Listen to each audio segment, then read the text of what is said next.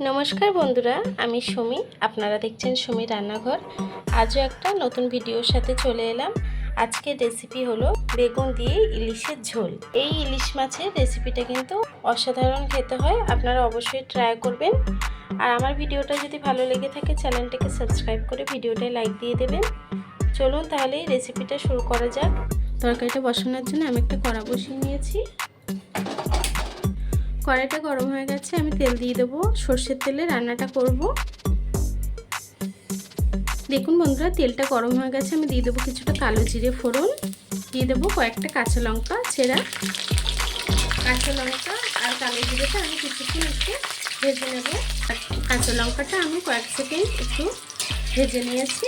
এখন দিয়ে দেবো হলুদ গুঁড়ো 1 চামচ, দিয়ে দেবো কাশ্মীরি লঙ্কার গুঁড়ো 1 চামচ।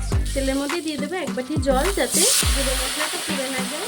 জলটা না দিলে কিন্তু লঙ্কার হলুদ গুঁড়োটা পুরো তরকারিটা তিতো হয়ে যাবে, তার জন্য জলটা দিয়ে দিলাম। মশলাটাকে কিছুক্ষণ ফুটিয়ে নেব। মশলাটা কিন্তু কষানো হয়ে গেছে।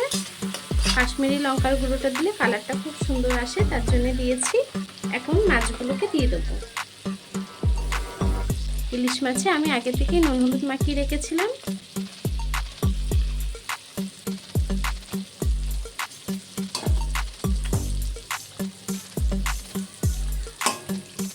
মাছটাকে দিয়ে দিয়েছি আমি হালকা একটু, যাতে মাছটা ভাজা হয়, তার জন্য আমি কিছুক্ষণ রান্না করে নেব।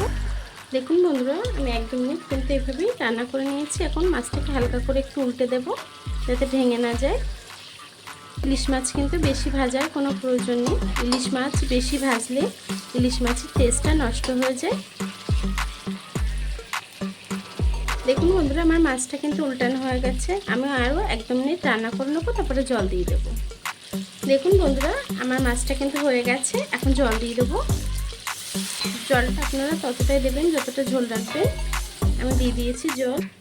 জলটা দিয়ে সামান্য একটু নেড়ে দেবো এভাবেই। বেশি কিন্তু খুন্তি দিয়ে ঘোটা যাবে না, মাছগুলো ভেঙে যাবে। এখন ঝোলটাকে আমি ফুটতে দেব। তরকারিটাকে আমি কিছুক্ষণ ঢেকে দেব, ঢেকে রান্না করে নেব। দেখুন বন্ধুরা, ঝোলটা কিন্তু ফুটে গেছে। এখন আমি দিয়ে দেবো বেগুন, কেটে রাখা বেগুনগুলোকে দিয়ে দেবো। আমি 4টে বেগুন লম্বা লম্বা করে কেটে নিয়েছি, বেগুনটাকে দিয়ে দেবো।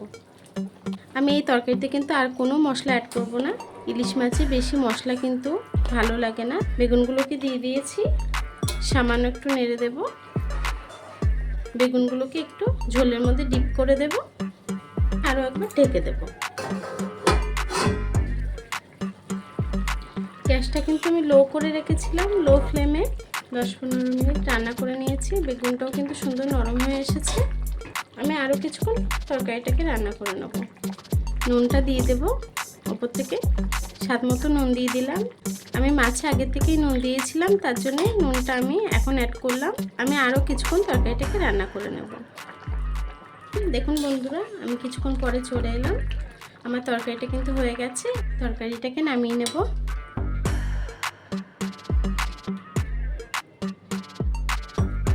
দেখুন বন্ধুরা, আমার ইলিশ বেগুনটা কিন্তু রান্না হয়ে গেছে। কত সুন্দর কালারটা এসছে দেখুন। আমার এই রেসিপিটা কেমন হয়েছে কমেন্ট বক্সে জানাবেন। আর ভিডিওটা ভালো লেগে থাকলে চ্যানেলটাকে সাবস্ক্রাইব করে ভিডিওটা লাইক দিয়ে দেবেন।